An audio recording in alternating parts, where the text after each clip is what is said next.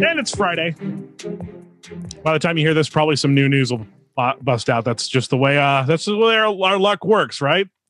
Yeah, we did get a little late breaking on Twitter today. I was going to say how I think we should handle this episode is I think we're going to do a test run.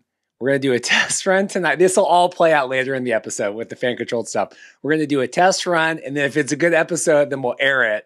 And we'll go for it. But if it's not good, then we'll redo it later, and we'll just say it was a test run. Okay. Your boy Reid I've gotten into trouble today on Twitter. I was thinking what Roddy Piper used to say, right? When they know the answers, I change the questions. You have the answers, I change the questions. Yeah, I was just asking questions today on Twitter, but there was a big. We'll get into all the fan controlled stuff later. Lots of stuff about beta tests and test runs. And I was actually going to make a glass of Kool-Aid tonight, and then we just ran out of time. But there's a lot of fan control drama. What I was thinking about this is it is funny where you're at work all day, and it's almost like I'm the wife at home, like all this stuff's going on. And then you come home and I'm just like feeding you like, okay, what do you think about this? What do you think about this? So there'll be a lot, honey dear, there will be a lot to feed you and keep you up to date tonight about what's going on. Okay. Wow. That being said, welcome to the XFL Markcast.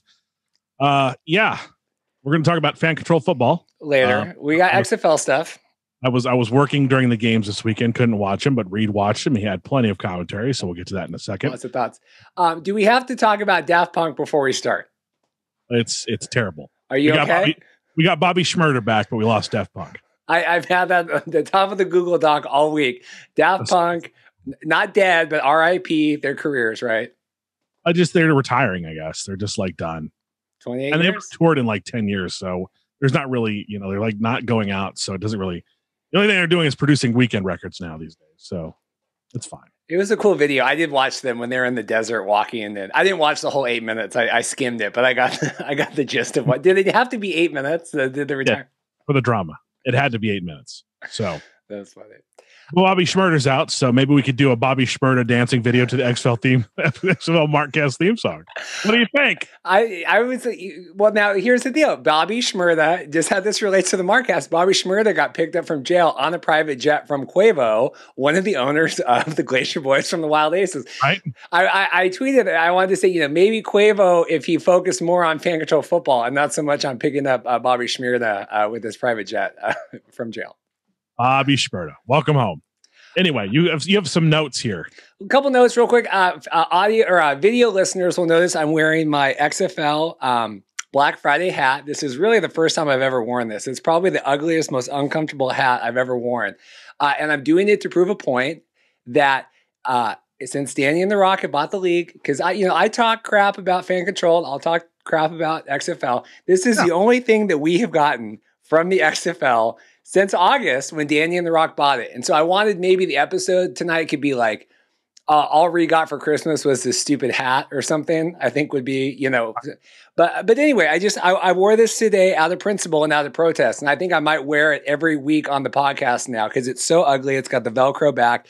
I just as silent protest for the, that we don't have anything from Danny and the Rock yet. Yeah. It looks uncomfortable. Yeah, I'm looking through Zoom. I'm watching through Zoom. It doesn't look comfortable on Zoom. That tells you how uncomfortable it probably looks in real life. It hurts my head. And honestly, the embroidery is so large on it, it doesn't fit like on your head. So it's really, it's bad. We had the whole thing last week on the podcast. What's news? What's not news? Friend of the show, Zach, thank God, sent me this great note. He goes, you guys do a good job about covering what is news and wasn't news. I fully expect this will continue as we move forward to 2022 and beyond. The show is just so awesome. Like two guys having a conversation about stuff at a bar.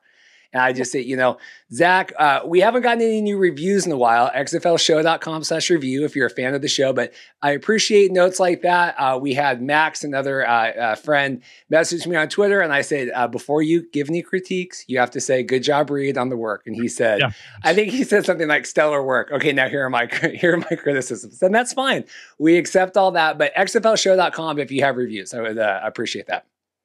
Of course. We got the giveaway going on. If you subscribe to the YouTube channel, you'll be entered into a chance to win either the misprinted hat, which people are preferring over an Ocho Cinco signed football, I don't understand that, but hey, different strokes for different. Do we have the football handy? Is it handy to grab? It's locked up. That's okay. Well, that's, it's valuable. You know the scenario around my place. Yeah. Listeners of the show last week know that Paul, I would not be leaving any prized possessions of Ocho Cinco out. But seriously, if you go to xflshow.com/YouTube, or you can go to XFL or YouTube, /C whatever, but XFL Mark on YouTube, we added 25 subscribers this week. So, I mean, clearly the giveaway, Paul, I really do honestly appreciate that. No BS doing that. And it seems to be working because, we get the listens, we get the views. We're coming off our second highest viewed episode ever last week. The only one that topped it was our big Greg Miller episode, which I forgot to email him to promote. So even just by word of mouth. So our second highest viewed episode ever. And it was just Paul and I talking about the Rock's tight shirts on the cigar magazine. So thank you guys, really everyone that listened and everyone that watched last week. But yeah, xflshow.com/YouTube, subscribe. When we hit 1,000, we're going to do the giveaway. And we have this misprinted hat, which some people really want. And then we have the Chad Ocho Cinco. It's a real life Ocho Cinco on the ball. So that it's authentic. There's certificates of authenticity. This is a real thing. So, I mean, if you really want that hat, you really want the hat. But if you want the football, there's the football too. So there's that. And this is a much nicer hat than the XFL one, in case you couldn't tell. Even though it's misprinted, it is actually a nice hat. Danny and Rock, you should call us and we should talk about our merchandise deal that we got set up. I'd help out. I'm telling you. So, and then the other quick note to get off, we have that we're not talking about the Young Rock premiere. I got 3.5 million viewers this week, but The Rock was live tweeting the episode. And I tweeted, I said, hey, Rock, does the future Young Rock character ever talk about his involvement in the Spring Football League on the Young Rock? And he did not tweet me back, but I tried. So, but because you figure The Rock's running for president in 2032. So what was he doing in those? This is the show. We're not talking about it. If you want to talk about Young Rock, we talk about Young Rock. In 2032, The Rock is running for president, and he's reflecting on his life. And you would think at some point in the last 10 years, he's run the most successful spring football league in the history of mankind with the XFL. Okay. Well, sorry that Rock didn't tweet at you. Well, he tweeted at me when it was my birthday. So yes, fans of the show will know that we got that. But I did try. I figured that would be a good timing because I used the hashtag and everything. That'd be a good way to get in that. The big XFL news, non-news this week, XFL tweeted at Nick Fitzgerald on Twitter, and the world went crazy because they said XFL goes, we'll send you a DM. And people, oh my God. He was asking about his W-2. It's tax season. So he was a former XFL player, and he was just trying to get his W-2. So people that were freaking out about the XFL social media account, it's good that they're active. I mean, it's certainly good that they're checking their mentions, but yes, that was what it was. What do you think about that, Paul? That was? He just needs his W-2. I mean, it's tax season, man. Tax season. Yeah, you're right. Because even Vince texts me. He's like, does this mean they want him to play? I go, Vince. He goes, I didn't even think about that. So it is. It just, you might see that again in the next couple weeks. It's 1099 season. It's W-2 season. It's time for all that stuff. And the XFL was still an organization last year, and that is what they're doing. Yeah. Let's calm down. So just come to me. I'll tell you, Vince, but he did the right thing. Vince came to me. He goes, Vince, All Football Scout Report on Twitter. He goes, is this news? And I go, it's not news. Move on. Perfect. Problem solved. Look how easy that is. I'm trying. Here you are. So we have some XFL stuff here. We've got some NFL, XFL stuff. To me, the most interesting thing this week, and there's been a couple things with the Washington football team that came out. I know we have a friend of the show, Taylor Heineke, is over at the Washington football team, just signed the 2-year deal. Peter Schrager on Good Morning Football this week, and then Alex Smith was also interviewed by Kyle Brandt, and then in GQ doing an interview about his time in Washington football. Peter was concocting a really interesting theory about Cam Newton who's a free agent, just had the big interview on I Am an Athlete podcast. We might talk about him in the garbage segment at the end, yelling at that kid at the training camp if we have time. But did you hear the interview where he was talking about how he's not done playing? There's not 32 quarterbacks, so they're better than him. Did you hear this? I didn't hear that, but he's right. Yeah, so he was on the I Am Athlete podcast, and he basically said, like, I definitely deserve to play next year. I'm not ready to go out, and he goes, I'm not like number 32. There's not 32 guys that are better than me. Do you agree that Cam Newton is still a starter in the National Football League? Yes, I do. I still think Cam's got something to offer with the right system. I think he is a system quarterback. I do. I do believe that. I don't believe Brady is the system quarterback. Brady is the system. People, thought about that, when he left New England, like, oh, well, the only reason he's successful is because Bill Belichick, system quarterback. Cam is definitely a system quarterback. He's got to find the right system. And maybe him coming back and reuniting with Ron Rivera in Washington is the way to go. We talked about Taylor Heineke getting that good deal. People are like, yeah, let's roll him out there week 1. That's a good idea if they don't get Cam. If they get Cam, Cam's your starter, obviously.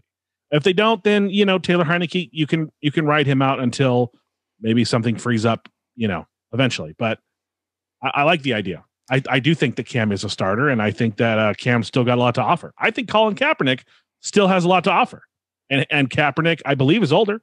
Yeah. So so we got some football. Our Washington football team talk today, and then we have some Panthers talk. And the reasoning behind that is obviously we have got PJ Walker and Heineke, just seeing what's going to happen with them. Yeah, you got Ron Rivera now with the Washington football team. A ton of the offensive coaches have all now moved from when Cam was in Carolina with the Panthers to the Washington football team. It seemed in this Alex Smith GQ interview he did this week talking about his comeback. He felt very unwanted to be coming back to the Washington football team, felt like they maybe had moved on from him. Where he came back, he performed well. I think he was 5-1 or 6-1, and then obviously didn't play in that playoff game where, we saw Taylor play.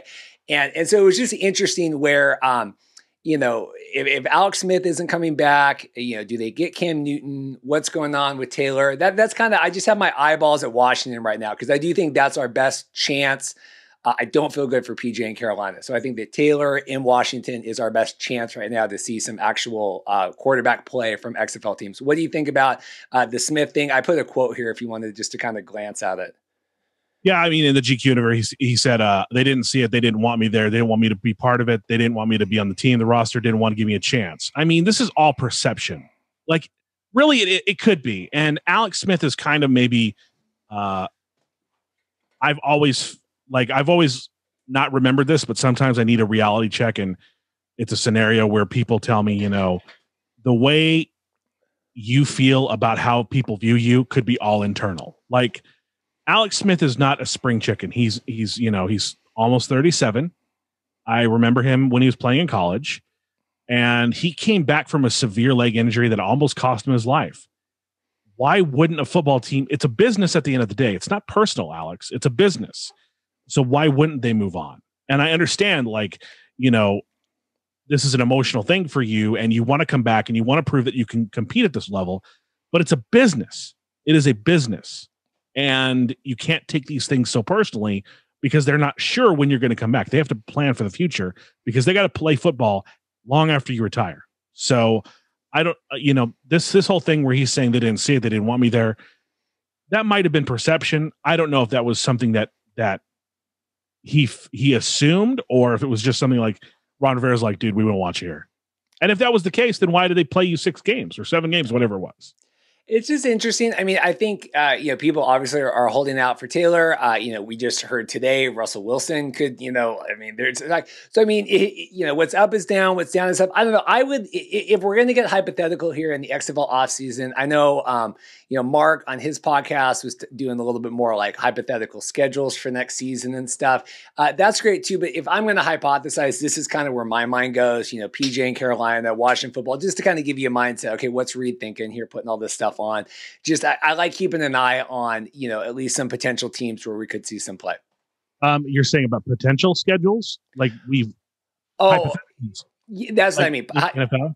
I mean, hypothetically, yeah. Like Mark on News Hub this week had said, okay, well, next year, what could potentially the team schedules look like opening weekend and stuff, just as a way to kind of like fill time. And I'm like, and that's great too. And, whatever we're doing to fill time in the off season, but that's kind of where my mind goes is, I watch football every day. And when I hear, with the Chargers, with Storm Norton there, with Washington football team, with the Panthers, with these. That's where my mind goes. Is I would at least, this is at least stuff that's going on in the news right now that is tangentially related to XFL players that we might be watching. So that's where my mindset goes. Got it. Makes sense. On to XFL news. McMahon is claiming that Andrew Luck shared XFL info with his brother-in-law, who is an NFL agent. This is interesting. So if you guys are in, with Oliver Luck, I think his brother is Andrew Luck. No, his son is Andrew Luck. His son is Andrew Luck. Oliver shared his brother-in-law, William Wilson. That's what it is. So if you are interested in this is, I know we've been covering the XFL lawsuit for a while with Vince and Oliver. I read through this whole thing multiple times. It's a Yahoo Sports article. It just came out. Is the best recap I've seen so far, really painting the picture for both sides about why you might side with Vince, why you might side with Oliver. I want you, I do want to read part of this. I know there's a lot of word heavy stuff here, but I especially want Paul to read this first paragraph and you'll see why. I already can see why. Among new allegations brought against Luck, Alpha insists that Luck repeatedly engaged in unauthorized disclosure of confidential XFL information to his brother-in-law, William Wilson. Wilson was a prominent agent at Wasserman Media Group. Boom! There we go. Okay. Now you're going to get a text. Where he served as executive vice president and co-head of the football division. And since then, he has become CEO and secretary general of U.S. Soccer. Luck is accused of sharing XFL requests for proposals, meeting notes, presentations, draft contracts, and analysis of players, as well as attorney-client privileged information, including draft contracts and analysis of contracts. He allegedly disclosed these purported trade secrets and sensitive materials without McMahon's consent. So, I totally screamed in the mic and blew everything out of the air. I'm so sorry there. I just a couple notes. First, we did the Westerman Media thing a couple weeks ago. Redbird, they're a player talent agency. We didn't know if that was news or not. It's just interesting. It's still floating around. Oliver Luck's brother used to work for him. Now he's not anymore. That doesn't matter at all to any of this. But it was just kind of to stick it to you. But the interesting thing about this is Vince is alleging that Oliver Luck shared privileged confidential stuff with his brother and, whoever else. There was already the allegations that Oliver Luck was using his company issued phone for personal, stuff as well. So it's really just trying to paint the picture of why Vince might be upset with Oliver as well. Why Vince feels like he's righteous in terminating Oliver. But I mean, this has still got to play out. I don't. In this little article, it says the judge has accepted Luck's request for all documents and communications, including emails held by Alpha about him and his job performance. So that's some stuff the lawyers are going to look over. Luck's lawyers are going to look over, and be like, hey, they got you dead to rights, or they're going to be like, this is stupid. And who knows? Like that's another question. Like it's so easy to doctor these things. Yeah, I don't know. Well, the most interesting thing about it is right here where they go. So Luck wants them to share the evidence about what's going on, because the big claim was that Luck went incommunicado as the coronavirus pandemic began. But the question is, was Vince also available at all during that? Like he's throwing it back where he's saying, hey, I might have went home to be with my family when COVID and all that started, but like, were you even around doing anything either? I mean, it's really throwing it like, I want you, Oliver wants them to supply this stuff to even show like what effect did me being gone even have in operations at all at that point when everything was falling apart. I think this goes back to the idea that Vince, how hands-on he is with WWE and how he you hear stories from Bruce Pritchard and Vince Russo, how they work, 16, 17 hours a day. And if Vince isn't sleeping, then you better not be sleeping. I think this might be the same thing where Vince was expecting Andrew Luck to kind of have that same dedication and didn't. And maybe that's where he feels like he was incommunicado because it took him, an extra hour to reply to a text message or an email. Vince McMahon is also the same person that he has the nuts on the private plane that he flies on, and you're not allowed to put your fingers in the nuts and grab them out. You have to pour them into your hand from the nut bowl. I mean, Vince is very neurotic when it comes to things in his, purview in his business. I guess I'm just biased, and I don't want Vince to win this because I think Vince is not a good person. Well, no, I agree. I just the last thing here, Oliver Luck feels that Alpha was on the brink of a pandemic-induced bankruptcy, and it saw an opportunity to concoct trumped-up charges as a way to escape sizable financial expenses, which was Luck's hefty contract. He also charged that McMahon illegally reneged on an irrevocable and unconditional guarantee that Alpha would pay. So it's just interesting that that's still going on. I mean, obviously we're working on that, but I just thought, and it's on the Yahoo Sports article. So if you're someone that is really interested in this, I know it's kind of hit or miss with the XFL fans and whether they, you want to get into this old lawsuit and all that kind of stuff. I think it's fascinating because I've followed Vince McMahon for most of my life in terms of wrestling and everything else. But that is a great article on Yahoo Sports about that. All right, we're going to take a quick break, come back and discuss some more NFL news right after this. And we're back. Panthers clearing cap space to make a run at Deshaun Watson. The Panthers have released 4 players: Kawan Short, Stephen Weatherly, Trey Boston, and Michael Pallardy. That's a weird name. So, yep. Interesting name. They created $19.9 million in cap space, bringing the team's total to $28.5 million. I don't think that was Carolina on Deshaun's list. I don't know if Deshaun doesn't have a list. Russell has a list, right? Russell has the Bears. I don't know. Deshaun had a list too. I thought Deshaun had Jets and Miami on it. Yeah, I agree with that. Well, I mean, apparently this was with Rap Sheet. I mean, everyone was reporting this one, and it was like a Bloody Tuesday or something. I can't remember what day this all came out, but Sheena Quick texted about it too. That Panthers really clearing shop, trying to make room to get Deshaun in there. Yeah. I don't. There's $20 million they got to clear too. Yeah, there's $20 million they got to clear too. That's Teddy Bridgewater. You're gonna have 2 quarterbacks. You're gonna play the Eagles. You're gonna play like the Bears, having all this money on the books from your quarterbacks.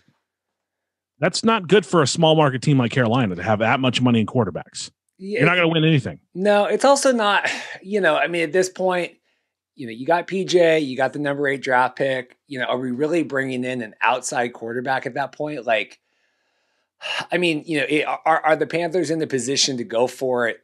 Do all they need is a good QB and the Panthers make a run at it? I don't think so. I mean, it's not like, I don't think the Panthers are a championship team, minus a quarterback. So that's, why wouldn't you just, I would either build with PJ or build with a new quarterback of some kind, then dump this huge money on it.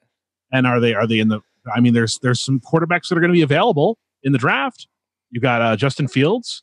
Trevor Lawrence is not going to fall down to you.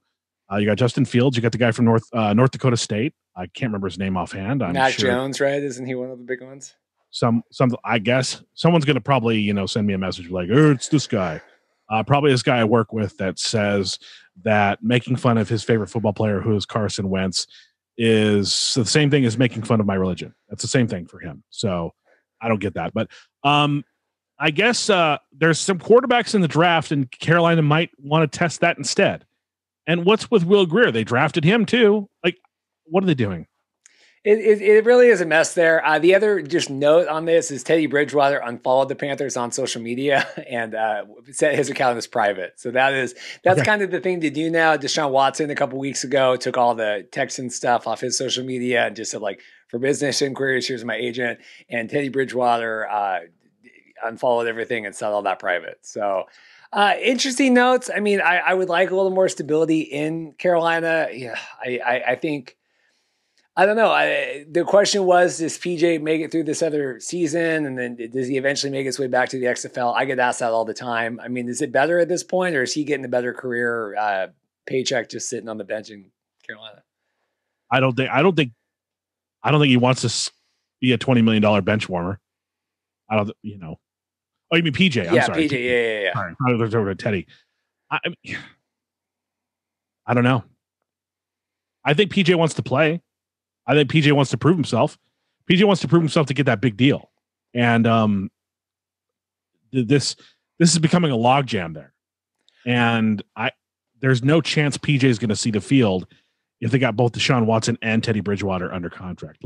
PJ Walker's better off asking for his release and going about his way and going to a spring football league, the XFL next year. That might be the way to go for PJ. Go back to the XFL. I am really genuinely excited when we get to announcing coaches and the quarterbacks and stuff. I do feel like, I had some cursory knowledge, with the first XFL draft, but just now having covered Spring League, having covered Fan Control Football, all these things, I do really feel like we're going to have our pulse on kind of like, oh yeah, that was a great guy. That was a good person to get. Where maybe before, like I certainly wouldn't have felt comfortable hosting an XFL podcast 2 years ago when kind of all this stuff went about. But I do feel like, knowing Brian Scott, knowing McLeod Bethel Thompson, knowing these guys, I'll feel a little bit more confident about talking about some of these people. Rightfully so. And with that being said, like I threw out a possibility because this thing broke late, and I was like, this is ridiculous. dailysnark.com, and I was like, please. But apparently, there was some chatter that Russell Wilson wasn't happy. His camp reached out to the Seahawks and said to trade him to there were some teams that were listed that Russell wasn't interested in. Because his agent, Mark Rogers, came back and said Rogers told the Seahawks he wants to play in Seattle, but if there's a trade considered, there's 4 teams. Of course, Russell has a no trade clause. There's 4 teams that he would waive the trade clause for, and that would be Dallas, New Orleans, Las Vegas, or Chicago. And people will say Las Vegas because Ciara wants a residency, but those are the 4 teams. Those are the 4 teams that that he is considering. I can see why the Saints, if the Saints could make the deal, make the deal. But Jameis is not the answer. Well, Jameis isn't, neither is Taysom. If this word that leaks out that Wilson's interested in New Orleans needs to call. They need to make that deal. Yeah.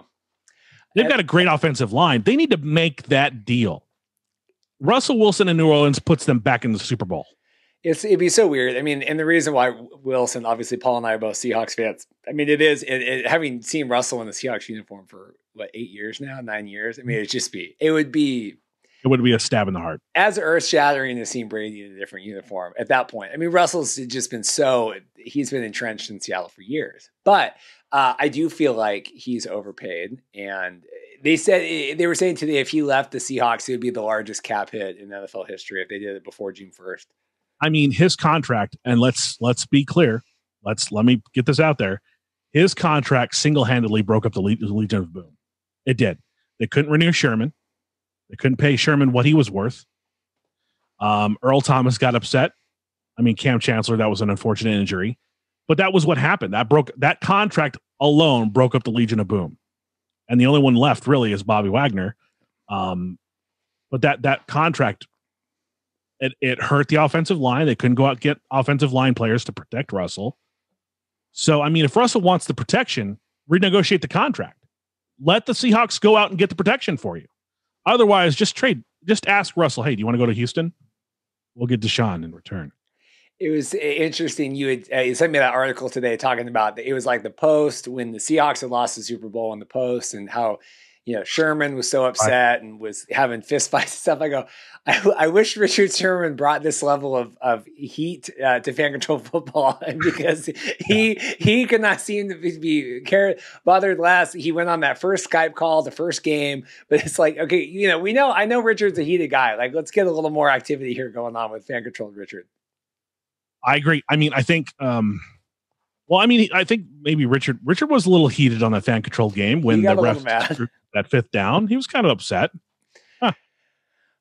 Just a couple other notes here. Cameron Sergeant Payne is going to be going up from the Renegades. He's going to be going up to the Alouettes. He's a big signing. He was a big Renegades guy in the XFL. And then CFL announced this week that they are putting they're getting all the protocol ready to go for the CFL. So there's still been some question of if they were going to make a run this year. I mean, I know they're signing the guys, but last year they decided late that they weren't going to do the season. We famously broke the news to Chad Ochocinco on the podcast that they were not doing the CFL. But they're supposed to be rolling that out here soon with all the protocol for the games and stuff. Cool. ESPN is pushing back against NFL demanding 100% increase in TV rights payments. The reason why I put this on, people like talking about the NFL TV ratings and rights and stuff and how that relates to the XFL stuff, right? Because, sports and people are paying money and all of this. And it's saying that Disney is kind of rejecting this, NFL is really trying to jack up the price. And, you know, I mean, I know NFL is king, but just what does that dictate to the rest of the, you know, sports and football and stuff? That's kind of why that's in there. So what do you think about Disney pushing back? They are carrying the bulk of the games with like these double headers on Monday night and whatever. But they say here, you know, we're looking at long-term trends of sports and all this kind of stuff. So what do you think about NFL maybe not being able to command the money that they have been? The ratings prove that they can't command the money. The ratings are down. They are. That's a given. That's a fact. I don't think they can demand more money with the ratings being down because ESPN at the end of the day has to sell commercials to fill those marketing, those television rights they pay for. They have to sell commercials to get that money back. And to sell those commercials to get that money back, they need to show the ratings. And if the ratings are down, they're not going to be able to make as much money back. So I'm, you know, the big mouse, the big bad mouse, Mickey Mouse. I always normally cringe when I hear about greed from the mouse house, but in this situation, they have to make money. It's a business, and if they're paying more for likeness for the television rights and making less on the back end for the commercials, they've got tons of money. I get that, but they need to turn a profit. That's the whole point. And if they can't, then don't do it. It was interesting. I mean, the Super Bowl this year was down over 20 years, right? I mean, it was historically low, which was baffling to me just because COVID and people being at home. And I mean, I know that Kansas City, but you got two faces of the league. It just was interesting to me how down the ratings were this year. And I don't know if it's still on the social justice issues and all that. I mean, I understand that was an issue that plagued them for a couple of years. I just don't know in 2020, 2021. Is Kaepernick kneeling still? I mean, is that still an issue that's dragging down the ratings? I don't know. I think the ratings are down because people want to watch football games. I think it's the same reason why the WWE ratings are down too, is because seeing the fans' reaction and hearing the noise is part of the ambience, part of the atmosphere to an NFL game. It's hard to watch that with piped in crowd noise. It's hard to watch any sport with piped in crowd noise. Trust me. I really didn't care all season with the NFL. I mean, I definitely understand that is something that people would have an issue with, but I mean, I couldn't. It really didn't affect me at all. I think once the game started, but it is interesting. It's just anyway. XFL that's been the thing for a long time. They need the big TV ratings. Vince kind of took it on the chin and was going to do a couple years. They were going to cover their own production expenses and then get reimbursed with part of the ads. And, Danny and The Rock bought the XFL wanting to have a big TV contract. And so that's why I just bring this up. I keep an eye on this is, if NFL ratings are down and here is Danny and The Rock coming in and they've got 5 weeks of the spring league thing that, started with 3 million, did go down to 1.1. I mean, I know they were on, the Fox, the ESPN, the Ochos or whatever, but anyway, it's interesting. No, I see where you're going with this, where the LA Clippers were a terrible team, a terrible franchise, and the fact that they got sold for $2 billion all of a sudden made people go, well, wait a second. The Lakers are currently valued at $2.4 billion. If the Clippers got valued at $2 billion, that makes our franchise worth more money. So I see the correlation. I see where you're going with that. Yeah, the NFL's down, and here's Danny and The Rock. I mean, the only reason they bought this is to make a profit on it, right? They didn't, and obviously they're going to build it over years, but I don't think I don't think they're going on a 15-year build here. I mean, they're going to go on a 1, 2, 3-year build to kind of get this up to something that's going to make money. And if they have less leverage coming in because NFL ratings are down, it's just interesting. Yep. Finally, Generals offensive lineman and champion from TSL, Blake Camper, has signed with the Toronto Argonauts. So another person going to the CFL. Friend of the show, Brian Scott. I always like when he's tweeting stuff. That was one of his buddies with the big championship Generals team. He's going up, so we'll keep an eye on all the CFL stuff coming up. And like we said, they're going to come their protocol getting ready. So we're going to be covering the CFL here headed into this early summer. I think is when they start. So all right, quick break. Then we're going to get into our fan controlled football stuff. Oh man, this is we'll see how we do. Welcome back. Barbara Dunkelman, that sounds like a fake name, but joins Wild Aces, the creative director at Rooster Teeth. Joins their ownership group or joins their ownership group. So this came of course, again, like right after we recorded last Thursday. But Rooster Teeth, I think they're a comedy troupe. I think they do stuff with Greg and the kind of funny guys anyway. So this definitely made more sense than the Rachel Lindsay from the Bachelorette. Signing on that. We also had Dalvin Cook joined the Zappers. His brother, Anthony Jones, is already playing in the bubble, so that kind of made sense. And then just today, before we started recording, I'm going to butcher this name. He's on Twitter. Steve will do it. It's Steven Deliarnis? I don't know. There you go. He's an American YouTuber and does like extreme challenges, whatever. So he's joining the Zappers. It's still, and we're going to get into all this. It still feels weird. We're still adding people, all this stuff. So the big, and we'll get into the notes and stuff. The big thing today that came out is friend of the show, Zach with Gridiron Gallery. He is posting that, he was teasing his episode for today when this came out. And he's talking about fan control football. And, in the beta season, there's been a lot of talk, week 1, week 2, the beta season, our beta league, the beta season. And I literally just asked her the question. I said, was that ever a thing that it was a beta league before week 1 of the league? Because I certainly never heard that. Now, if it is, I'm welcome to be corrected about that. If Patrick Deese, who's been on the show, if he had said that a bunch, I will eat crow, but I don't feel like that was ever a thing until they launched. And boy, oh boy, this thing spiraled out. Patrick Deese ended up coming on the thread, basically confirming there's already going to be a season 2. That ended up being breaking news. And they basically called this season like version 1.0, but like of an app release, not of like a football league. And so my comment, and then I want to get your thoughts, is so like, when Steve Jobs announced the iPhone 1, right? Huh? Right. Yeah. The Zoom didn't pass the audio through. When they announced the iPhone 1, it was still the iPhone 1. It was the iPhone 1 and then it was the iPhone 2, but it wasn't like the iPhone beta release. And then they put this out, they sold money for it. And that was kind of why I made the joke on here, like, well, maybe we'll do a beta podcast. And then if this isn't you know what I'm saying? But it just seems like, and I understand that there's going to be a need to refine and adjust and whatever. And I think the difference is, and we'll get into some comments later from some viewers of the league, is where you've put this on, you only get one chance to do this right. And there is so much skepticism when it comes to spring football leagues like the XFL, like the Spring League, like MLFB, like all these others, the AAF. I mean, everyone has dealt with this. Fan control football is no different. And I understand that they want to be non-traditional. They want to be their own thing. They don't want to exist with everything else. I understand that. But the history of having spring football leagues is rife with a lot of failure and a lot of, not working out. And so when you have this chance to come on, spoiler alert, would you think that viewership was up or down this week compared to last week, fan control football games? Down. A lot. It was down a lot. I mean, there's no way to sugarcoat that. It was like 34,000 concurrent last week. And it was like, I have the notes in here. It was like 14 or 18,000 this week. I'm sure there'll be somebody on Twitter that will be like, well, you have to take into account and try to correct you on this.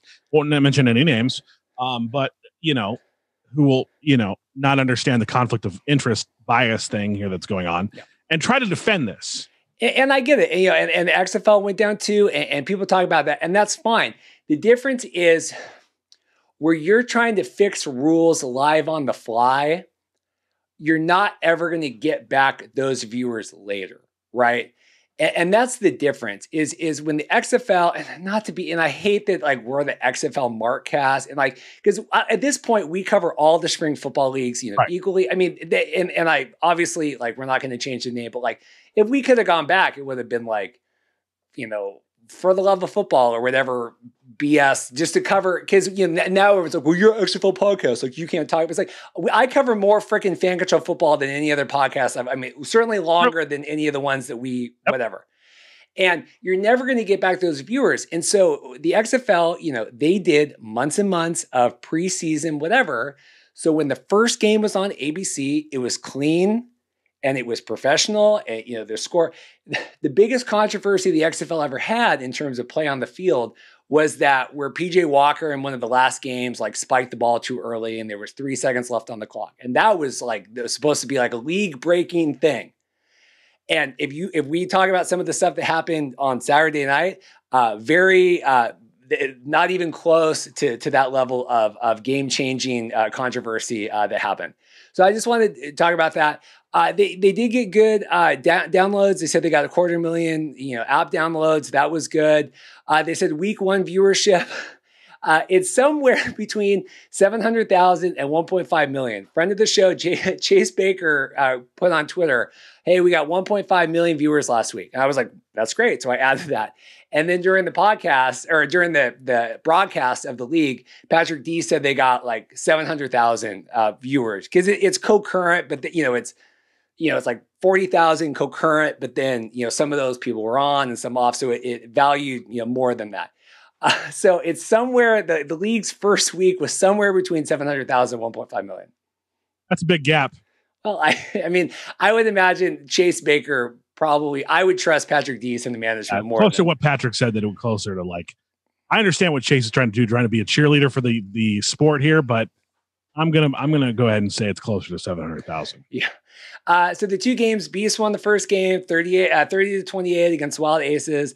That we got the big controversy of that game, and then the Glacier Boys won the second game, 30-28. All games going to end in 30-28 scores now. Is that what's hot in the streets? I will tell you, this league, it's kind of like you score the ball, and then whoever has the ball last is generally going to be the winner. It's kind of how these games have gone. Next week, Zappers, Wild Aces, Glacier Boys, and the Beasts are playing. Beasts are undefeated right now, and the Zappers have yet to win. Miro was on the broadcast. It was good to see friend of the show, Miro, on there. Howard of the show. Howard of the show. He kept calling Quentin Flowers Q Flowers, because I think Quentin has that on his jersey, but I'm like, Miro, do you know his name? I understand you're in the bubble, you did the protocol, but you actually know the team players on your team. I know that you're a coward, Miro, but do you know who you draft? Yeah. So the 2, and all these other notes really don't matter. The 2 big controversies of this game, there was a huge blown interception by the Wild Aces. The refs called it down, and that ended up going back to the Beasts, and then they would win the game. The other controversy was that in the last minute of the game, the clock was supposed to stop after each play, similar to the XFL has a comeback period, the last 2 minutes. In fan control football, it's the last minute, and then I think it's really the last 30 seconds. I think the clock stops at a minute, and then at 30 seconds and under, it stops every play. The problem is, both of these games came down to the wire, right? To the last play, the second game won in overtime. The first game won on the last play at the last second. So what happened is the clock didn't stop in the first game. So between the 2 games, they decided, oh no, that's what it was supposed to be. We're going to stop the clock now at a minute and then stop it after every play at 30 seconds left. They changed it between the 2 games? Between the 2 games. Okay. I don't even need to say anything. Well, so I tweeted this, and Josh knows we talked privately offline about this. I talked with a lot of people about this. Beta League or not, change the rules for next week. You cannot change the rules between games on the same flipping night. And not only that, but you're just sitting there going, oh, well, that didn't work in the first game. Hey guys, let's change it for the second. This is weird. And this is come on. And so all the controversy this week with Greg was very upset with the Wild Aces because of the blown call. There was, they changed the clock, and then there was no ref review period at all. And a lot of the focus, rightfully so, was on the blown ref call, that the ref, there was no chance for the fans. The fans were supposed to be able to vote to overturn it. That was taken off. But my biggest thing was, I don't even give a F about the interception at that point. Had the clock have stopped every second, the Beasts ran the clock down on their last drive, which if that clock had stopped after each play, the Wild Aces would have had a chance to go back. And on the Beast Drive, Zach, with Gridiron Gallery, pointed out, it went from the second down to the fourth down. Like they literally they missed a down and the ref called it like fourth down. So it was just a mess. The whole end of the first game was a mess. I was into the game. I was watching the game. We're covering the game. So much so that I really had a hard time watching the second game.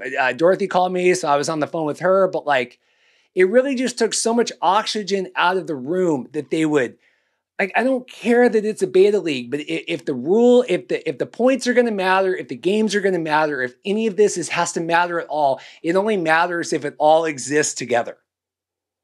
And is concise. Like, we vote on rules before the season starts and we set them and we don't change them just because, oh, well, that didn't work. Let's change the rules.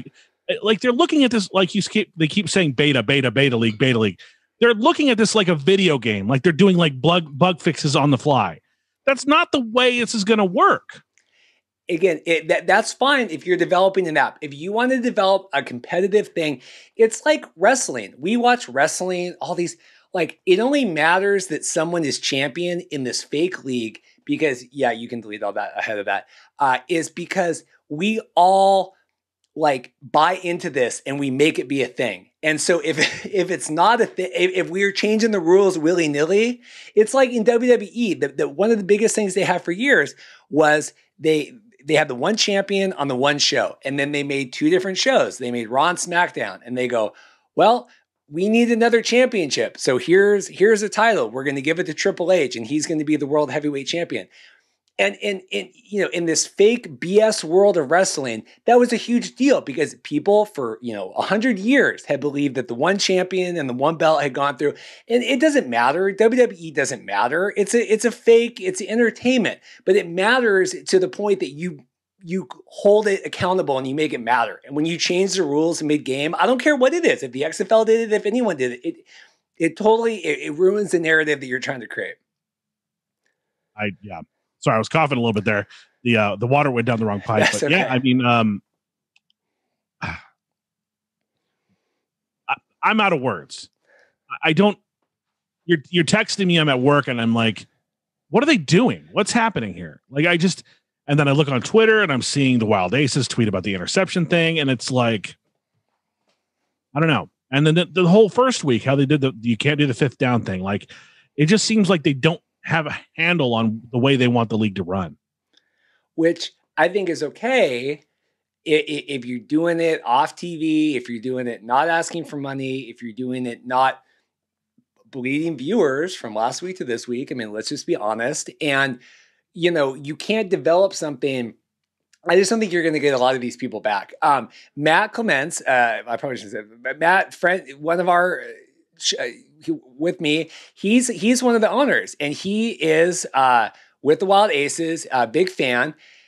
He bought into the league, and this was about the whole replay thing, that they had the replay and then they took it out. And Matt tweeted, he goes, if it's supposed to be something that's in the league and it's not ready, then maybe the league wasn't ready to start. Seriously reconsidering my investment. Wow. And I had tweeted, so Rob Ferruti, he's one of the co-founders and the CEO. Because I tweeted, I go, I thought we voted about this fan replay thing. We talked about it on the podcast. I thought we already decided this. And he tweeted at me and he goes, correct. And we tried last week. The process took 5 minutes and didn't work, which is why Sarab, canned it this week. Waiting 5 minutes for a decision is trash. We're going to have to change it up in week 3 and use a Twitch poll in real time, which will be fast and transparent. That's fine, but you can't... Like, I just don't think you can be willy-nilly about this stuff. I think you need to go. I think you need to ride the 4 weeks out as it is and then reevaluate. I don't think when you have points on the line, when you have people investing, when you're trying to call a championship, all this stuff, you can do that. I wanted to get your reaction to this. We'll skip part of this.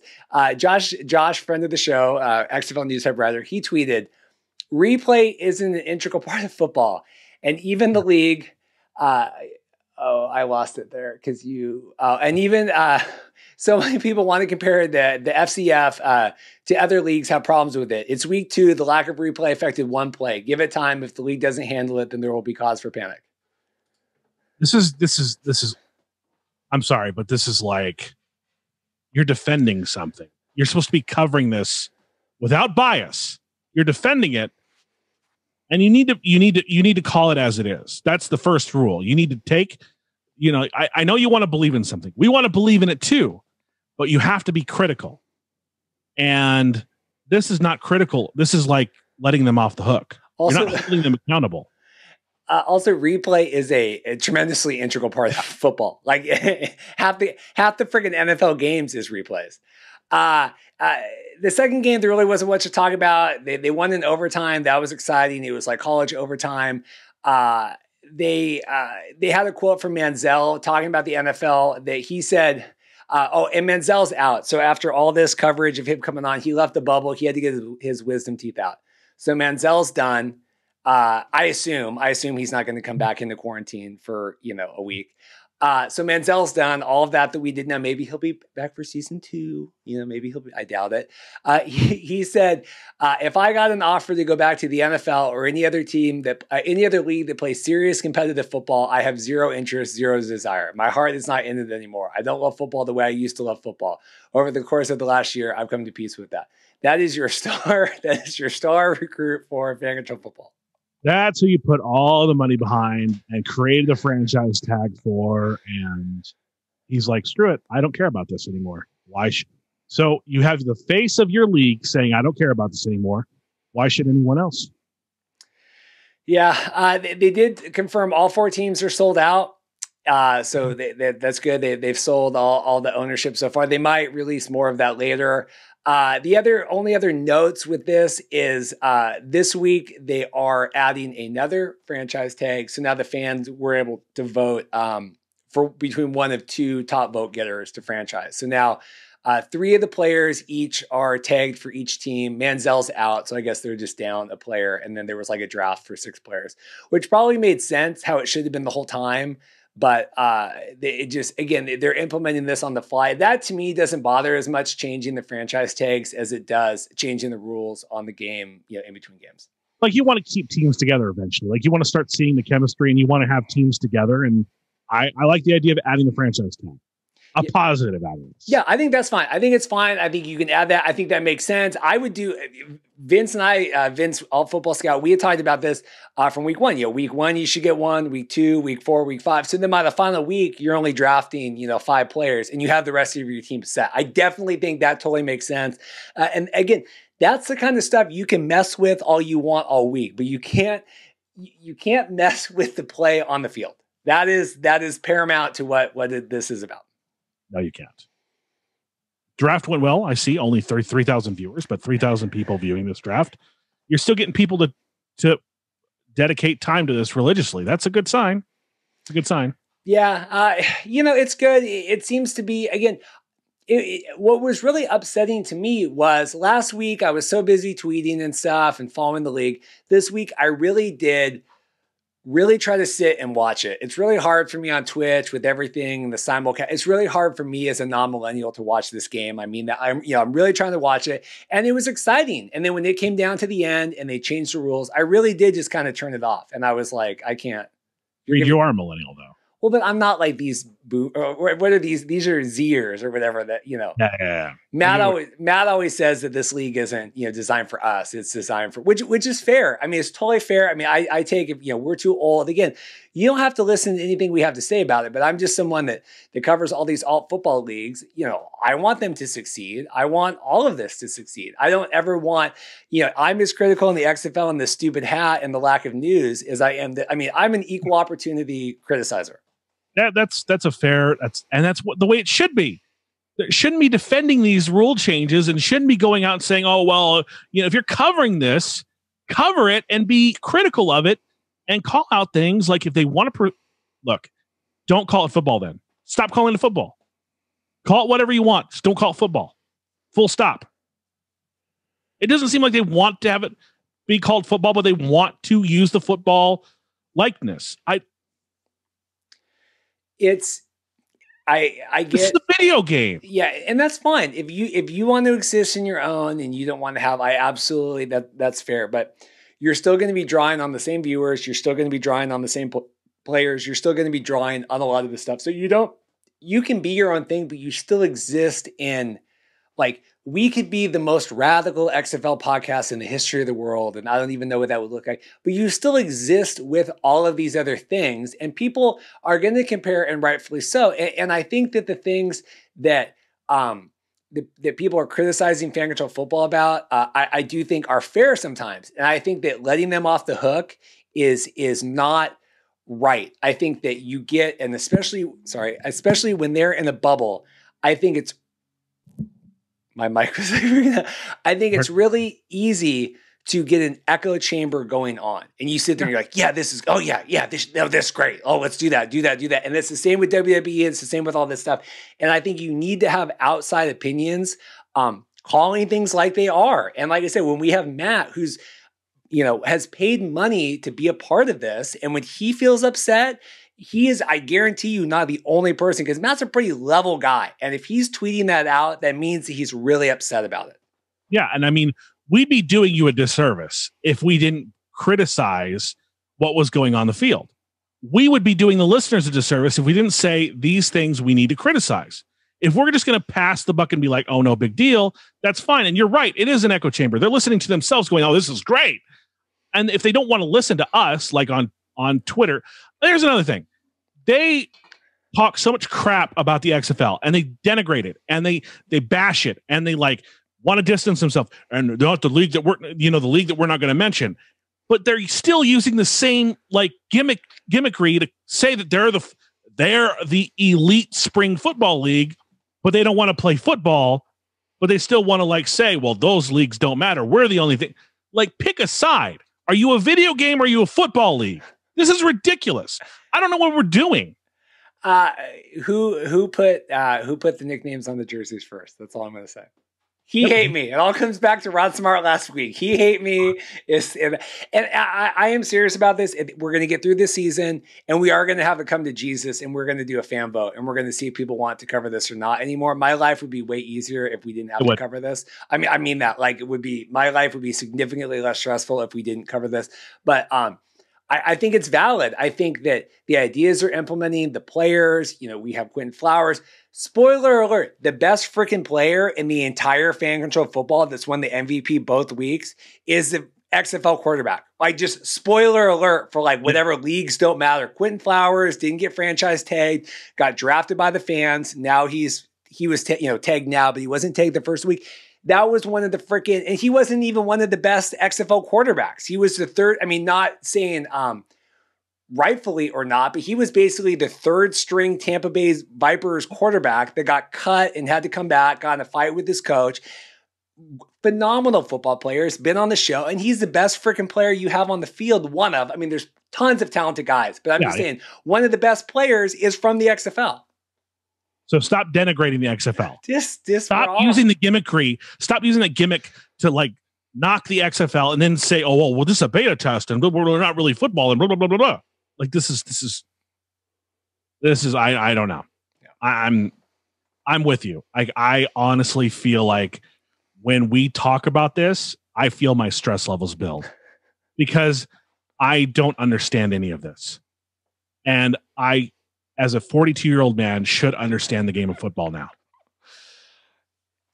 I know. Okay. Anyway, do we want to talk about Cam Newton yelling at the kid at the training camp before we go? Take a quick break, and we'll come back and we'll talk about Cam Newton yelling at a kid. Disrespectful kid. Yeah, that kid. Okay.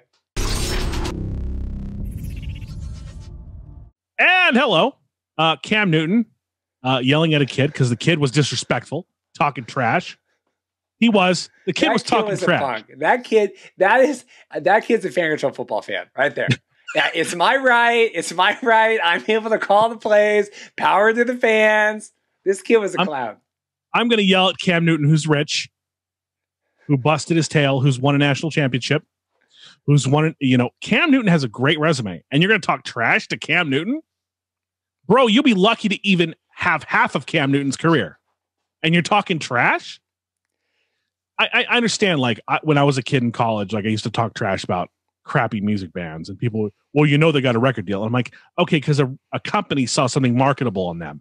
That's a different thing than an athlete having skills and being paid for said skills. There's a little bit different than a critique there. A record company saw a band that was marketable and then gave them a deal. Had nothing to do with their musical ability. There's plenty of bands out there that are really popular. Their music sucks. But Cam has skills as an athlete. Like, Cam has put in the work. I think he won a junior college championship too at Blinn College in Texas. Like, Cam has put in the work. So you're going to bash him because you think he's not, like, he's played in the Super Bowl, kid. You're a free agent. You're a free agent. How many Super Bowls are you going to play in? You don't know. It's hard to get to the NFL. And if you're talking trash like that, you'll probably never see a game. There's no difference between this kid and that guy that poured the milk on him at the Walmart like a month ago that we covered. Just doing it for the clout. I'm just doing it for the views. That's all he was doing. I want to put this on TikTok. Yeah. And have all my, followers like this video. Do a dance, kid. If you want clout, do a stupid dance on TikTok like Patrick Mahomes' stupid brother, and then stop talking trash to Cam. I saw, speaking of dancing, they were talking about Juju staying with the Steelers. I was like, get him out of here. No more Corvette. No more Corvette.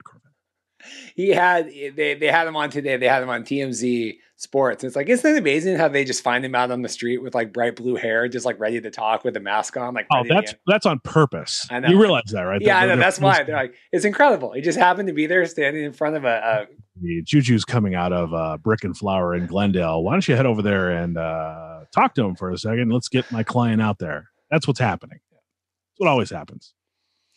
But TMZ's got connections though. Like, I don't want to talk about the salacious stuff that TMZ gets into. They got connections. They get some scoops. Over under, we cover Fan Control Football season 2. I'm gonna say I don't think we do, and not because like I'm choosing to make that declaration right now. I'm just saying, I don't see the sticking with us. If you've listened this far in the show, you can DM me. I'm doing soul searching the next month or two when we get done with this. But you can DM me XFL Mark and let me know if you think we should be still covering this or not. I don't know. But on a good note, the Brooklyn Nets won their 8th game in a row tonight. So shout out to Brooklyn. Nets in 5, Laker fans. Nets in 5. I said it. Is that it? Is that all we had to talk about? That's it. That's all I had in the garbage. I mean, we really did. I put a lot of time into the Washington football. I put a lot of time into the Panthers. I think we got the good Oliver Luck update. I mean, I think we're there. I tell you, real talk, like, people are getting really like upset about lack of news. And I hate to be like leading the show with all that stuff if you've made it this far, but I hear from people a lot on Twitter that are really upset that they haven't heard anything yet. Maybe we could reach out to someone like you have a contact over there that's handling public relations that reached out and took a while to get back to you. Maybe you can reach out to them and see if we can get someone on the show to discuss something. I don't know. Yeah, I feel bad because I don't want this resentment. And I do, I think for all the good that like someone like The Rock, right? And this is a perfect example, right? It's like, Greg Miller came on the show, big person out there, lots of different things, right? And so, rightfully so, his, priority, we're a lower priority, right? Because he's doing a lot of stuff. Same with The Rock. And so when it's like you're trying to get, and like The Rock, anything he's going to touch, young Rock's doing all this good stuff, but it is hard to like focus, hopefully Danny's working on a bunch of stuff. But yeah, I hate to start the show every week with that kind of stuff, but I do think there's a lot of, especially now that young Rock's going on every week. The energy drink, I believe, is launching next week, the Zoa energy drink. And so maybe at that point, they'll be more focused on this, but maybe. And maybe, just send that guy an email, ask him what's going on. If there's anything to report, if there's anything that they're talking about, maybe it's a situation where they're waiting for this lawsuit to play out. But honestly, like, this lawsuit could go on for another 18 months. It really could. Are you talking the logos or are you talking Vince and Oliver? I'm talking Vince and Oliver. I think that logo thing is going to be done fairly quick. They're just going to like change the logos, be like, okay, fine, we'll change the logos. Sorry about that. People think that's the holdup. People think that the logo thing's the holdup. I've seen a lot of comments about that the logo is what's holding it up. Such an easy fix, though. That's like an easy fix. Like, sorry, we're taking this over now. Sorry that Vince is a jerk and made logos that look like these logos. Sorry. Yeah. And be done with it, please. Anyway, so that's what we got. I think we did a good job. All right. Thanks for tuning in this week. Of course, xflshow.com/review to leave us a review. Subscribe to us on YouTube. How do they do that? xflshow.com/YouTube. You can get this nice misprinted hat. Or you can get the autographed Chad Ochocinco football. That's a cool thing too. People want the hat. I don't know why. Again, I don't get it, but whatever. And what? And just today, Chad tweeted. It was like him and it was like smoke hour or whatever, and he had these like short shorts on. This is the end of the show, so I'll show this NC-17. And the girl's like, "Chad, cute shorts, but why no bulge?" And he was like, "Because I'm only 3 inches," and he had a little finger. Wow. So there you go. Thanks, Chad, for spicing up the timeline. Yeah, there you go. We'll be back next week with another episode. Thanks for tuning in. We'll see you then.